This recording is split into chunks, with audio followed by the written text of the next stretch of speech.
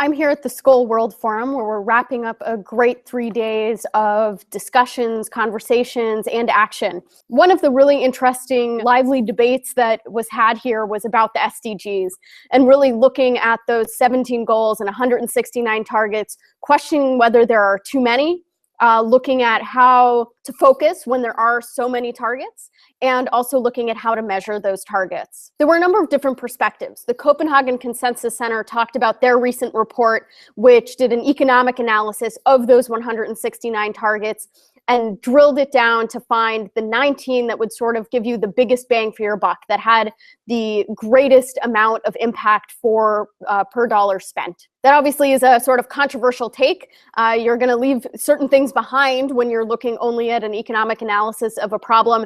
And so there were definitely other perspectives. We heard about the Social Progress Index, which was released recently and looks at a number of different metrics instead of just looking at GDP to assess a country's growth. And there was another really interesting perspective in that debate around the SDGs. We heard from Bunker Roy, who is the founder of Barefoot College, who really said that if the process does not include more consultation with the poor, the people who these goals are set out to help, then they're really not worth it. Then what's the point? I've also been talking to a lot of people about measurement. How do you put metrics both behind certain SDG targets, but also around programs in order to make them more effective and achieve better outcomes? Social entrepreneurs often think of themselves as disruptors. And I think that especially in this space of measurement, we're seeing some social enterprises really at the forefront of figuring out models of how to really bake that measurement into the way that they're doing business and iterate as they get that data back in. I also talked to a number of people about scale. And so I talked to some social entrepreneurs about how they've found ways to effectively scale. So one person I talked to earlier today basically had 3 pieces of advice. The first was to make it simple. The second was to make it politically viable, because so many projects and businesses in the social impact space do require government cooperation and buy-in.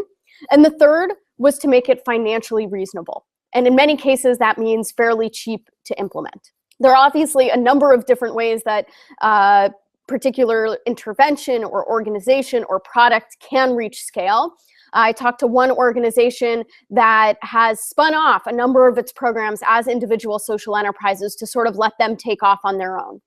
I also had the opportunity to talk to Michael Porter, who obviously coined the term shared value, about what he thinks the future is of shared value and his work on the Social Progress Index and the impact that it might have both on business and the development enterprise. Clearly, there's been a lot of interesting dialogues and conversations here, so stay tuned to Devex and Devex Impact for much more from our coverage here at Skoll.